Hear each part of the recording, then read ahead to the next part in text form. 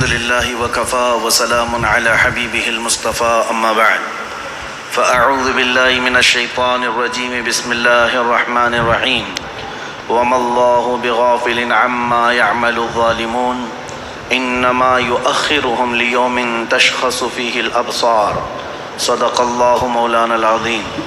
بارگاہ رسالت مآب صلی اللہ تعالی علیہ وسلم میں درود پاک کا ہدیہ پیش کریں۔ اللہم صلی علی سیدنا و مولانا محمد معدن الجود والکرم وآلہ واصحابہ الکرام وابنہ الکریم وبارک وسلم صلاة دائمة سرمدا ابدا۔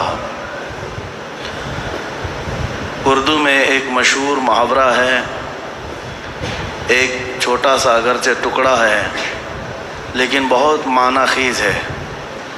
لمحے نے خطا کی صدیوں نے سزا پائی۔ کبھی کبھار ایسا ہوتا ہے کہ ایک چھوٹے سے لمحے میں خطا ہو جاتی ہے اور اس کی سزا صدیوں تک رہتی ہے۔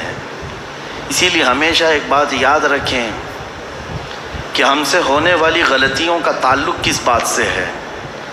اپنی ذات سے ہے تو اس کی تلافی ہو سکتی ہے، لیکن کسی اور کی ذات سے ہے پھر یہ دیکھنا ہوگا کہ وہ ذات کون ہے۔ میں یہ بات اس لیے عرض کر رہا ہوں کہ کربلا کے واقعات کے بعد صدیاں گزر گئیں، لیکن اس ظالم حکومت یزید کی حکومت پر اب تک لعنت کی جا رہی ہے اور قیامت تک یہ چلتا رہے گا۔ حالانکہ اگر تاریخ دیکھی جائے تو بہت مختصر سی حکومت کرنے والا ہے شخص، یعنی صرف اس کو 3 سال ملے۔ حضرت امیر معاویہ کے انتقال کے بعد تخت پر بیٹھا اور 3 سال تک حکومت کیا، اس کے بعد بہت سخت بیماری کے عالم میں مر گیا۔ تو یزید کا دور حکومت صرف 3 سال ہے، لیکن ان 3 سالوں کے اندر جو سب سے ہولناک حادثہ پیش آیا ہے وہ کربلا کا ہے۔ اور دوسری بات یہ ہے کہ یزید کربلا میں حاضر بھی نہیں تھا، کربلا میں گیا نہیں ہے، لیکن سارا الزام اس کے سر پر ہے۔ اس کی وجہ یہ ہے کہ اس کی منشا سے ہوا تھا، اس کے حکم پر ہوا تھا۔ اب اس بات کا اندازہ کیجئے کہ ہم سے ہونے والی کوئی بھی غلطی اگر کسی ایسی ذات سے ہے جو اللہ کا محبوب ہے تو پھر یہ غلطی بھلائی نہیں جاتی، قیامت تک یاد رکھی جاتی ہے۔ اللہ والوں کے ساتھ اگر تمہاری کوئی زیادتی ہو گئی تو یہ بھلایا نہیں جائے گا، ہمیشہ تم ملعون کہلائے جاؤ گے۔ اس بات کا ہمیشہ لحاظ رکھا جائے۔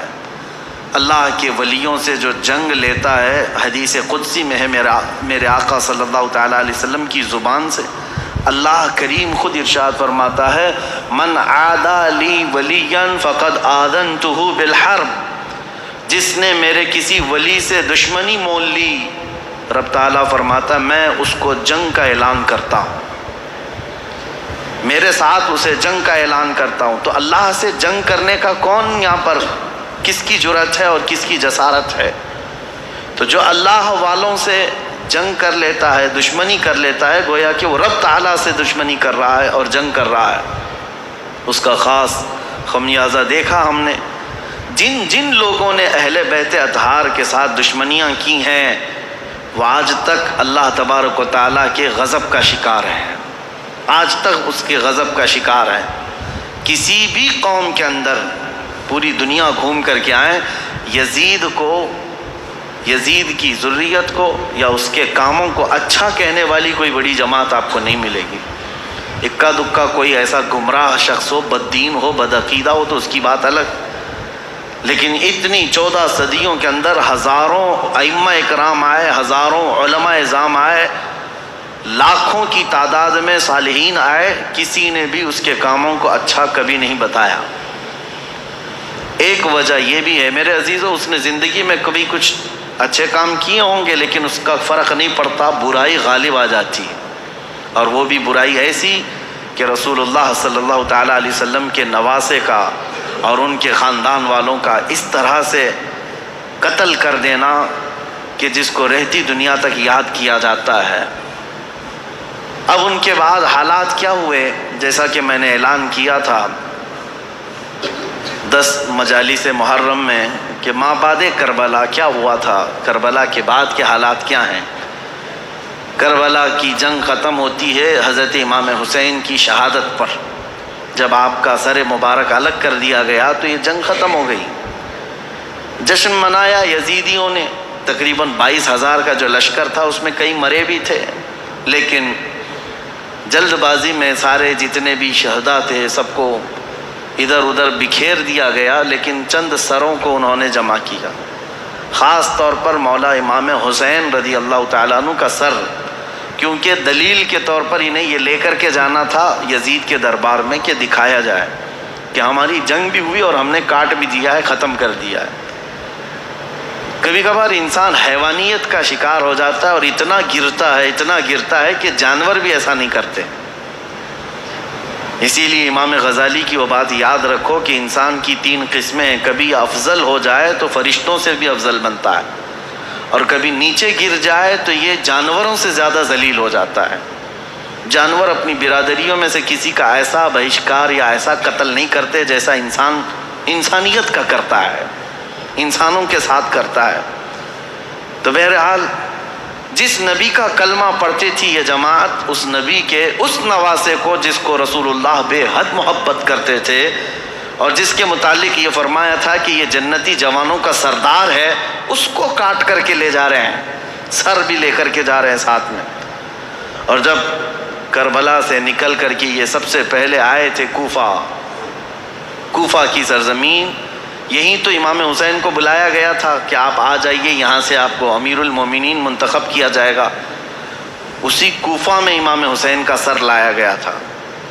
کوفہ والوں پر اہل بیت اطہار کی طرف سے ایک غضب بھی ہے، اور آج دنیا میں دھوکے کے نام سے اگر کوئی چیز جانی جاتی ہے تو کوفہ، کسی کو اگر کہہ دیا جائے کہ کوفی ہے تو ایک محاورہ ہے، مثل بن گئی ہے کہ دھوکہ دینے والے کو کہتے ہیں، کیونکہ وہ دھوکے میں مشہور ہو گئے،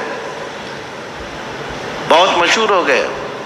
تو کوفہ میں جب سر لایا گیا تو لوگوں کا ایک تانتا بند گیا دیکھنے کے لیے، اور عبید اللہ بن زیاد جو وہاں کا گورنر تھا اس کے پاس سر رکھا گیا تو اس نے اس کی بے حرمتی بھی کی، کہا حسین اگر تم یہاں نہ آتے تو تمہارے ساتھ یہ نہ ہوتا۔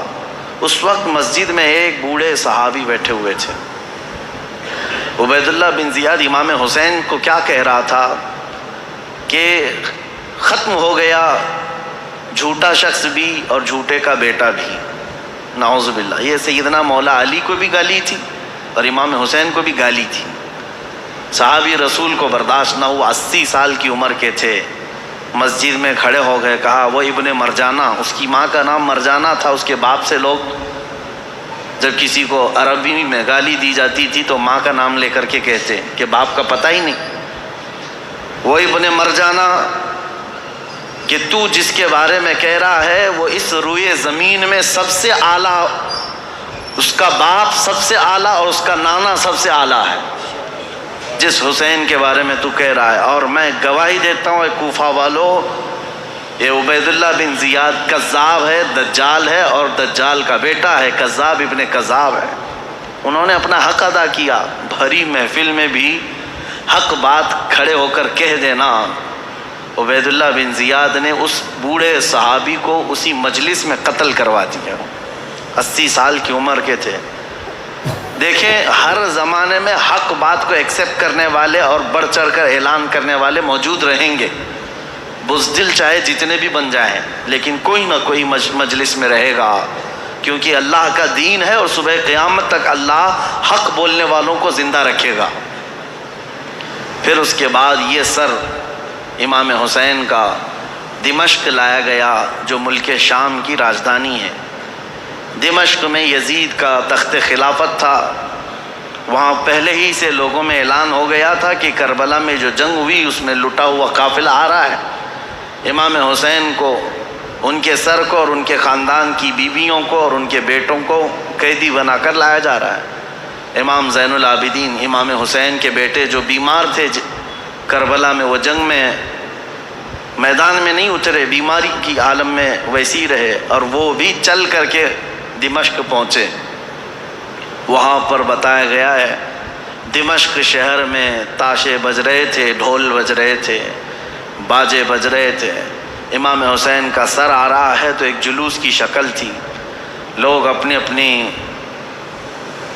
برآمدوں میں آ کر چھتوں پر کھڑے ہو کر دیکھ رہے تھے کہ یہ جلوس آ رہا ہے۔ اس عجیب حال ہے کہ شاعر نے بہت اچھے انداز میں کہا ہے کہ عجیب امت ہے، قتل کیا شبیر کا وہ بھی نعرے تکبیر کے ساتھ، یعنی ایک طرف اللہ اکبر کہنے والے ہی ہیں اور اسی رب ذوالجلال کے سب سے پیارے محبوب صلی اللہ علیہ وسلم کے نواسے کا قتل کر رہی ہے امت، اور پھر اس کے بعد اس کو گھما بھی رہی ہے۔ جب لایا گیا دمشق تو یہ حالات تھے کہ باجے بج رہے ہیں، ڈھول بج رہے ہیں، تاشے بج رہے ہیں، اور یزید کے دربار میں یہ لٹا ہوا قافلہ جب پہنچا تو یزید نے مگرمچھ کے آنسو بہائے اور کہا حسین اگر تم بغاوت نہ کرتے تو یہ حالات نہ ہوتے، اور اگر میرے سامنے آ جاتے تو میں قتل کا حکم نہیں دیتا۔ یہ سب حالات لکھے ہوئے ہیں، لیکن میرے عزیزو ایک بات ہے میں یہاں پر کلیئر کر دیتا ہوں۔ بعض ایسے لوگ ہیں جو تحقیقات کی بنیاد پر یہ کہتے ہیں کہ یزید تو افسوس کر رہا تھا امام حسین کے قتل پر، وہ راضی نہیں تھا۔ ہم کہتے ہیں یہ قتل ہو جانے کے بعد آنسو بہانا اور راضی نہ ہونے کا ڈھونگ کرنا یہ بات الگ ہے۔ اگر یزید حقیقت میں راضی نہیں تھا تو امام حسین کے قتل کے سلسلے میں جتنے کوفہ میں گئے تھے ان کو پکڑ کر سزا بھی تو دے سکتا تھا، لیکن سزا کسی کو نہیں دی گئی۔ اس کا کیا مطلب ہے؟ ایک طرف تم رو کر کے لوگوں کو بتا رہے ہو کہ میں اس سے راضی نہیں تھا، اگر تم راضی نہیں تھے تو عبید اللہ بن زیاد، عمر بن سعد، شمر، خولی، یہ جن لوگوں نے مولا حسین کے ساتھ ظلم کیا اور ان کے بچوں کو مارا، یزید بھرے دربار میں بلا کر کہتا کہ انہوں نے میری رضا کے خلاف کام کیا ہے، رسول اللہ کے بیٹے کا قتل کیا، لہٰذا ان کا قتل ہوگا، کہیں تاریخ میں نہیں ملتا ہے۔ تو لہٰذا یہ ڈھونگ رچانا یہ ایسا ہی ہے میرے عزیزو کہ صرف اتنا بیان دے دینا کہ ہمیں کھیت ہے، ہمیں افسوس ہے، یہ تو پولیٹیشین جیسے آج بھی کرتے ہیں، سیاسی لوگ، قتل ہو جائے پورا کا پورا گاؤں جل جائے اور اس کے بعد تم ایک اسٹیٹمنٹ دے دو کہ ہمیں کھیت ہے، ہمیں افسوس ہے اس بات کا، تو کیا اتنا کہہ دینے سے ساری چیزیں ختم ہو جائیں گی؟ اسی لیے میں نے تقریر کی شروع میں ہی کہا لمحے نے خطا کی صدیوں نے سزا پائی۔ کبھی ایک لمحہ خطا ہو جاتی ہے اور اس کی سزا قیامت تک قائم رہتی ہے، یہی یزید نے کیا۔ 3 سالہ دور تھا اس کا، صرف تاریخ میں موجود ہے، اس کی حکومت صرف 3 سال چلی، لیکن ان 3 سالوں کے اندر جو اس نے ہولناک یہ حادثہ کیا ہے تو اس کی مذمت اور اس کی وجہ سے اس پر لعنت یہ صدیوں تک جاری رہے گی۔ امام حسین کا سر مبارک جب آیا وہاں پر تو عجیب حالات تھے، کچھ صحابہ بھی وہاں موجود تھے، انہوں نے یہ روایت بھی بیان کی ہے۔ دمشق کے دربار میں جب امام حسین کا سر لایا گیا اس وقت سیدہ زینب رضی اللہ تعالیٰ عنہا نے ایک خطبہ دیا تھا وہاں یزید کے دربار میں، پردے میں تھیں لیکن انہوں نے حالات بیان کیے تھے، وہ کرب ہے، وہ درد ہے ان کے خطبے میں، انہوں نے جھنجھوڑ رکھا تھا، حتیٰ کہ جو یزیدی دربار میں کھڑے تھے وہ بے اختیار رونے لگ گئے تھے، چاہے جیسا بھی پتھر دل ہو لیکن پگھل گیا تھا۔ تو یزید نے یہ دیکھا کہ ہمارے یہاں پر حالات خراب نہ ہو جائیں، اس نے یہ سارا نظام بند کروا دیا، لوگوں کو باہر کروا دیا۔ تو امام حسین کے سر کو بار بار وہ چھڑی لگا کر بات کرتا تھا، اور اس کے بعد تاریخ میں یہ موجود ہے کہ امام حسین رضی اللہ تعالیٰ عنہ کا سر مبارک، اس میں روایات میں اختلاف ہے، بعض نے کہا امام زین العابدین کے ساتھ مدینہ طیبہ لایا گیا، بعض میں شہر اسقلان میں رکھا گیا جو ملک شام کا ایک علاقہ ہے، تہخانے میں رکھا گیا تھا، اور تقریباً 450 سال کے بعد وہاں سے مصر لایا گیا قاہرہ میں۔ قاہرہ میں آج بھی امام حسین کا سر مبارک دفن ہے، جو وہاں کی تحقیقات ہیں، وہ جہاں پر بھی ہے، لیکن ایک بات تو طے ہے، اللہ تبارک و تعالیٰ نے ان کے متعلق فرمایا ہے کہ ان کو مردہ نہ کہو، وہ جہاں ہیں زندہ ہے، شہید ہیں۔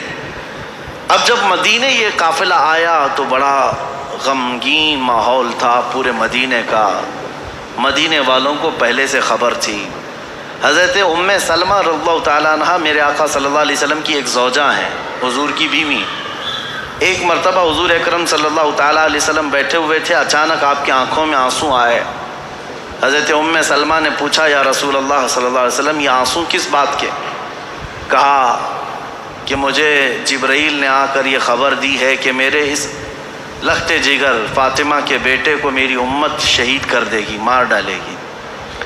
مجھے اس بات کا قلق ہے، دکھ ہے، اور جبرائیل نے ایک شیشی میں مجھے مٹی لا کر کے دی وہ اس کربلا کے میدان کی، اور وہ حضرت ام سلمہ کو دے دیا۔ حضور نے کہا کہ یہ شیشی سنبھال کر کے رکھنا، جس دن دیکھنا کہ اس کی مٹی لال ہو گئی تو سمجھ لینا کہ میرا بیٹا شہید ہو گیا۔ تو حضرت ام سلمہ رضی اللہ تعالیٰ عنہ اس وقت موجود تھیں، باحیات تھیں، رسول اللہ صلی اللہ علیہ وسلم کی زوجہ۔ وہ کہتی ہیں کہ وہ شیشی میں نے رکھی تھی، اور جس دن یہ کربلا کا واقعہ پیش آیا اس دن انہوں نے خواب بھی دیکھا حضور صلی اللہ تعالیٰ علیہ وسلم کو کہ نبی کریم صلی اللہ تعالیٰ علیہ وسلم گرد و غبار جھاڑتے ہوئے اپنے لباس کو جھٹکتے ہوئے تشریف لا رہے ہیں۔ تو حضرت ام سلمہ نے حضور کو خواب میں دیکھ کر پوچھا یا رسول اللہ صلی اللہ تعالیٰ علیہ وسلم کون سے لمبے سفر سے آپ تشریف لا رہے ہیں کہ گرد و غبار آپ جھاڑتے ہوئے تشریف لا رہے ہیں؟ میرے آقا صلی اللہ تعالیٰ علیہ وسلم نے فرمایا ام سلمہ میری امت کے اشقیاء نے میرے بیٹے کو اور میرے خاندان کو کاٹ دیا، قتل کر دیا کربلا کے میدان میں۔ ان کی سب کی لاشیں میں جمع کرتا کرتا سب کو دیکھتا ہوا وہاں سے آ رہا ہوں، کربلا کے میدان سے تھکا ہوا۔ حضرت ام سلمہ کہتی ہیں کہ میں گھبرا گئی، یہ خواب دیکھی تھی رات کو، صبح وہ جلدی اٹھتی ہیں، یہ عاشورہ کا دن تھا۔ وہ فرماتی ہیں کہ میں جلدی سے جا کر اس شیشی کو یاد کرتی ہوں جو میرے آقا صلی اللہ علیہ وسلم نے مجھے زندگی میں دیا تھا، وہ ویسی سنبھالی رکھی ہوئی تھی۔ جا کر دیکھا تو اس شیشی کے اندر مٹی نہیں، پورا خون جمع تھا۔ حضرت ام سلمہ کہتی ہیں میں نے مدینے والوں کو اسی دن اطلاع دے دی کہ اے اہل مدینہ رسول اللہ کا بیٹا شہید ہو گیا۔ اس وقت کوئی ٹیلی گرام نہیں تھا اور نہ ہی کوئی ایسی تیز خبریں لانے والا انٹرنیٹ یا موبائل یا فون کا سسٹم تھا، مواصلات تو نہیں تھے۔ خبریں جو آتی تھی کوئی قاصد خبر لے کر کے آتا تب پتہ چلتا، وہ بھی خبریں کبھی 8 دن کے بعد 10 دن کے بعد پہنچتی تھی، لیکن مدینے والوں کو اسی دن خبر پہنچ گئی تھی کہ امام حسین کا قتل ہو گیا۔ یہ حضرت ام سلمہ نے خبر دی تھی۔ مدینے والوں نے آ کر کے پوچھا کہ یہ حالات ایسے ہو گئے۔ اس کے بعد پھر اس دن سے لے کر ہر دن مدینے والے انتظار میں رہتے کہ رسول اللہ کا یہ خاندان اہل بیت کب یہ واپس مدینے آئیں گے۔ تو ملک شام سے وہ لوگ واپس جب مدینے آ رہے تھے تو پورا مدینہ باہر نکل گیا تھا، پورا مدینہ باہر نکل گیا تھا، اور وہاں پر جو بچی ہوئی عورتیں تھیں سیدہ زینب اور امام حسین شہید کربلا کی 2 بیویاں جو بیوہ ہو گئیں، اور امام زین العابدین اور امام حسن کے 2 بیٹے، چھوٹا سا ایک قافلہ واپس مدینے آ رہا تھا۔ تو مدینے والے کہتے ہیں جیسے ہی وہ قافلہ مدینے کے اندر آیا تو لوگوں کی ایسی چیخیں بلند ہو گئیں، لوگ دیکھتے رہ گئے، کیونکہ رسول اللہ کے گھر کے کچھ افراد مدینے میں ابھی بھی موجود تھے۔ حضرت بی بی صغرا اور امام حسین کی اور ایک بیوی یہاں پر موجود تھی۔ سب انتظار کرتے رہ گئے، اور جیسے ہی یہ لٹا ہوا قافلہ آیا تو مدینے والے کہتے ہیں ایک وہ دن تھا جب رسول پاک صلی اللہ تعالیٰ علیہ وسلم کی وفات ہوئی، اس دن مدینہ سب سے زیادہ رویا تھا، اور دوسرا یہ دن تھا جب امام حسین کا قافلہ، لٹا ہوا قافلہ مدینے میں داخل ہوا تھا تو مدینہ سب سے زیادہ رویا تھا۔ امام زین العابدین بیمار سجاد جیسے ہی مدینے میں داخل ہوئے سیدھے روضہ رسول پر حاضر ہوئے، اپنے اس قافلے کو لے کر روضہ رسول پر حاضر ہوئے۔ لوگ دھاڑے مار مار کر روتے تھے۔ امام زین العابدین کربلا کی پوری داستان رسول اللہ کو سنا رہے تھے کھڑے ہو کر، کہہ رہے تھے یا اللہ کے رسول، نبی محترم، نبی محتشم، آپ کے اس لاڈلے نواسے کو جو آپ کے کندھوں پر بیٹھ کر سواری کرتا تھا، آپ کا وہ لاڈلا نواسا جو آپ سجدے میں جائیں تو پیٹھ پر سوار ہو جاتا تھا، اس لاڈلے نواسے کو اشقیاء کی جماعت نے بغیر پانی دیے، بغیر کھانا دیے ذبح کر دیا۔ اے اللہ کے رسول، ہم نے اپنی آنکھوں سے دیکھا ہے آپ کے اہل بیت اطہار میں سے 6 ماہ کے علی اصغر کو بھی انہوں نے تیروں سے چھلنی کر دیا۔ آپ کے گھر کے ہر جوان بچے کو گھوڑوں پر سے دوڑا کر کے ان کی لاشوں کی بے حرمتی کر دی۔ جب امام زین العابدین رو رو کر کے یہ بیان کرتے تو مدینہ، جتنے لوگ تھے مدینے کے وہاں موجود، سب چیخیں بلند ہو گئی۔ کئی لوگ تو وہاں غش کھا کر گر گئے تھے اس غم کی داستان پر۔ اس کے بعد امام زین العابدین جب تک زندہ رہے، کبھی ان کو کسی نے ہنستے ہوئے نہیں دیکھا، کبھی مسکراتے ہوئے نہیں دیکھا۔ بعض روایتیں بتاتی ہیں کہ امام زین العابدین رضی اللہ تعالیٰ عنہ کو لوگ ہنسانے کی کوشش کرتے، کہتے کہ وہ حالات ہو گئے ختم، اب تو آپ معمول کے حالات پر آ جائیں۔ آپ یہی فرماتے کہ جس کے سامنے اس کے گھر کے سارے افراد کو 3 دن کی پیاس اور بھوک کے بعد ٹکڑے ٹکڑے کر دیے گئے ہوں، اور تم اس شخص سے ہنسنے کی امید رکھتے ہو، اس سے مسکرانے کی امید رکھتے ہو۔ امام زین العابدین کو کبھی کسی نے مسکراتے نہیں دیکھا۔ کبھی وہ کسی قصاب کی دکان کے پاس سے گزرتے تو روتے کھڑے ہو جاتے ہیں۔ قصاب دکانوں پر جیسی امام زین العابدین آتے، گوشت پر چادر اڑا دیتے تھے، اور لوگ یہ کہتے کہ وہ کچا گوشت دیکھتے ہیں تو رو پڑتے ہیں کہ میرے گھر کے خاندان کے سارے افراد کا گوشت اسی طرح سے بکھرا ہوا تھا۔ وہ کسی ذبح کرتے ہوئے جانور کو دیکھتے تو رو پڑتے تھے، ان کی آنکھوں سے آنسو نکل آتے، اور یہی کہتے کہ لوگ تو جانوروں کو پانی پلا کر ذبح کرتے ہیں، میرے باپ کو لوگوں نے 3 دن کی پیاس کے بعد ذبح کیا تھا۔ تو ان کے غم کے برابر تو میں سمجھتا ہوں دنیا کا غم ہی نہیں ہے امام زین العابدین کا۔ لیکن میرے عزیزو، قرآن کی یہ آیت بالکل برحق ہے۔ میرا مولا فرماتا ہے وَمَا اللَّهُ بِغَافِلٍ عَمَّا يَعْمَلُ الظَّالِمُونَ، اللہ ظالموں کے کام سے غافل نہیں ہے، بے خبر نہیں ہے۔ ہر ظالم اپنے انجام کو پہنچے گا ضرور۔ حالات کروٹ لیتے ہیں۔ یزید کا دور حکومت ختم ہو گیا، اس کے بعد یزید کا بیٹا معاویہ تخت نشین ہوا۔ 6 مہینے صرف خلافت چلی، اس کے بعد یہ خاندان کی وراثت ہی ختم ہو گئی۔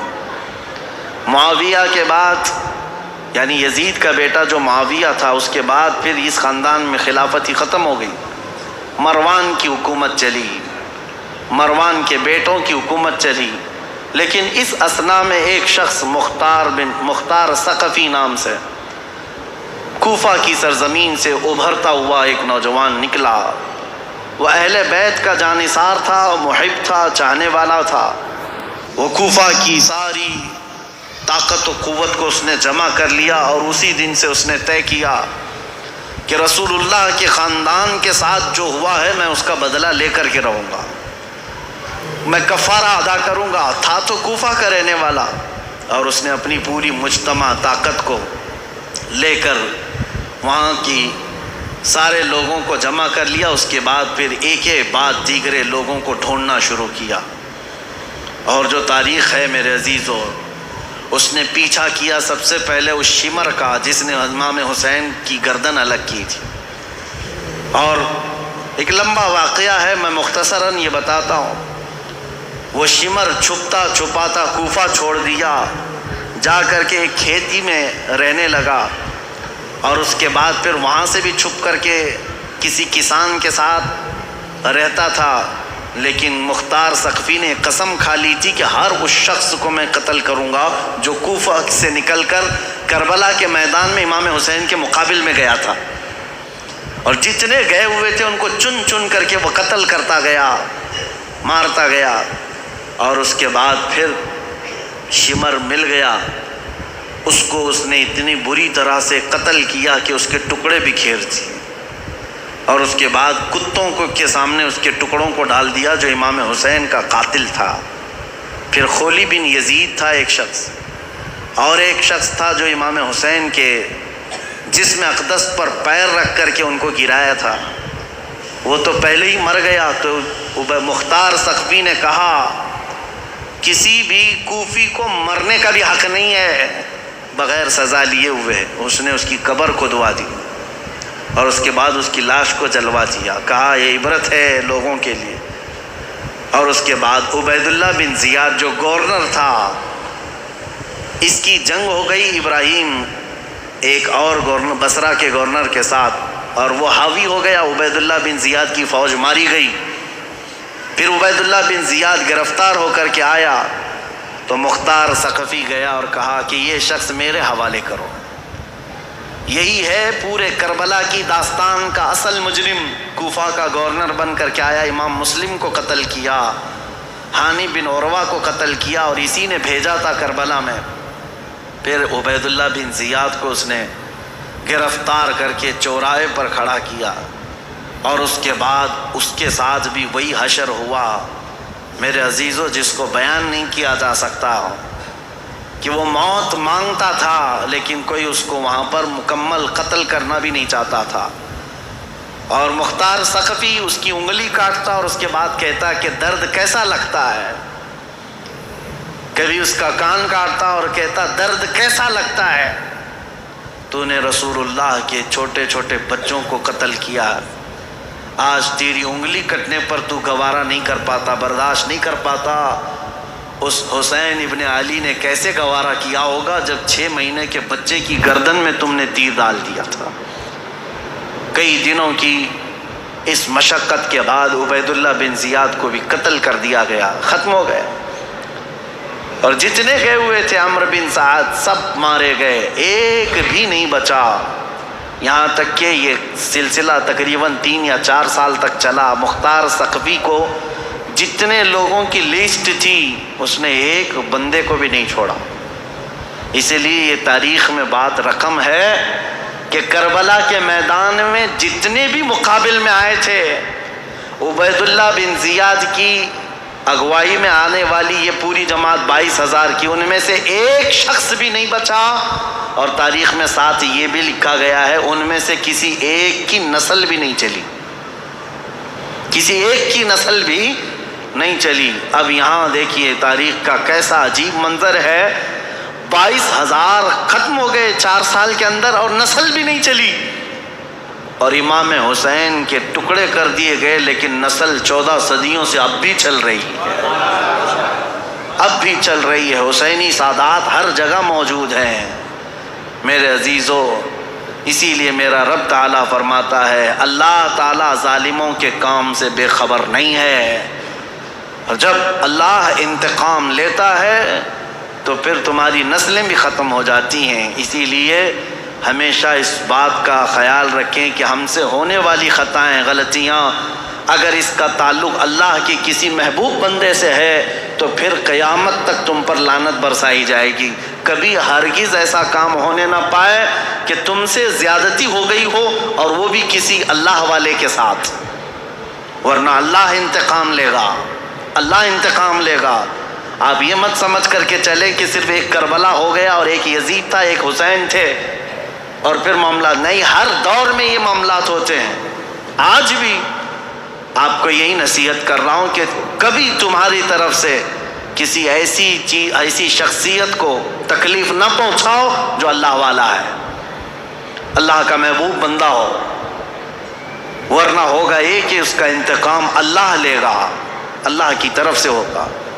ایک مشہور بزرگ ہیں، وہ حضرت شیبہ، مجذوب بزرگ تھے، بیٹھے رہتے تھے بازار میں، اور ایک بڑے سیٹھ آدمی نے اپنی بیوی کو شاپنگ کے لیے لایا، اور اس کے بعد وہ اس کی عورت کو عمدہ لباس پہنا کر کے بازار میں چل رہا تھا۔ یہ جو حضرت شیبہ ہیں، بزرگ ہیں، ان کا پیر کیچڑ میں ایسے گر گیا تو کیچڑ اچھل کر کے بیگم کی لباس پر کیچڑ آ گیا، تو سیٹھ کو بڑا غصہ آ گیا کہ میری بیگم کے نئے نئے کپڑے جو ہے نا کیچڑ میں خراب ہو گئے، اور یہ بوڑھا شخص اس نے ایسا کیا، تو آیا زوردار 2 تماچے لگا دیا اس بزرگ کو، حضرت شیبہ کو، پاگل دیوانہ کہیں کا نظر نہیں آتا، کیچڑ میں پیر ڈال دیا، میری بیگم کے مہنگے لباس کو تو نے گندا کر دیا۔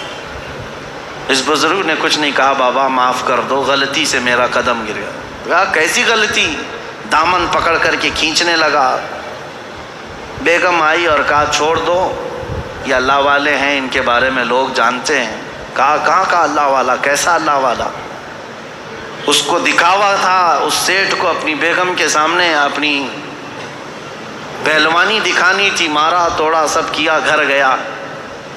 اسی شام کو گھر کے اوپر سیڑھیوں سے اس کا پیر پھسلا، نیچے گرا اور ایسا گرا کہ سر کا کھوپڑی باہر آ گئی، بھیجا باہر آ گیا، جگہ پر انتقال ہو گیا۔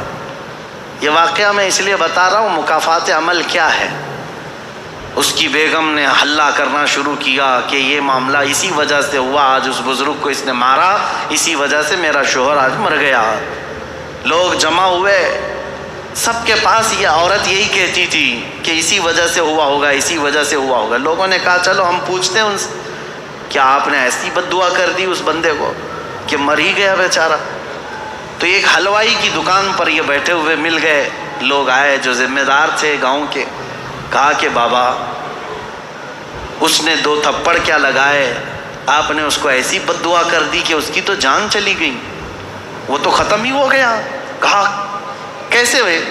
لوگوں نے بتایا سیڑھیوں سے گرا اور نیچے گرا تو بھیجا ہی باہر آ گیا، مر گیا۔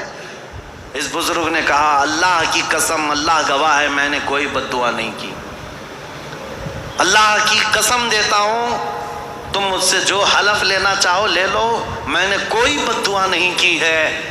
لوگوں نے کہا لیکن اس کی عورت تو یہی کہہ رہی ہے کہ آپ کو آج اس نے مارا تھا 2 تھپڑ اور آپ کی بد دعا سے وہ ہلاک ہو گیا، پھر ایسا کیسے ہو گیا ہے؟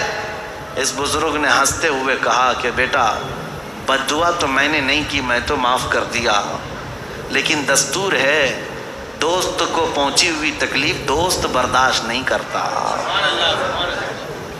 میں تو معاف کر دیا، میرا دوست جو اللہ ہے وہ گوارا نہیں کرتا۔ اس کے کسی ولی سے تم نے دشمنی کی تو خود فرماتا ہے میں اس کے ساتھ جنگ کا اعلان کرتا ہوں۔ اسی لیے ہمیشہ اس بات کا لحاظ رکھیں میرے عزیزو، ہمارے کسی عمل سے اللہ والوں کو تکلیف نہ ہو۔ دیکھو رسول اللہ کے اہل بیت یہ اللہ والے تھے، امام حسین، تکلیف پہنچی تو آج تک وہ یزیدی ذلیل ہیں اور لعنت کے پھٹکار ان پر برس رہے ہیں اور صبح قیامت تک ہوتے رہیں گے انشاءاللہ۔ لمحے نے خطا کی، صدیوں نے سزا پائی۔ اللہ کریم ہم سب کو کہنے سننے سے زیادہ عمل کی توفیق عطا فرمائے۔ رب قدیر ہم سب کو ظلم سے کوسوں دور رکھے اور مولا کریم ہمیں اہل بیت کے ساتھ زندگی عطا کرے اور قیامت کے دن اہل بیت کے ساتھ حشر عطا فرمائے۔ وآخر دعوانا ان الحمد للہ رب العالمین۔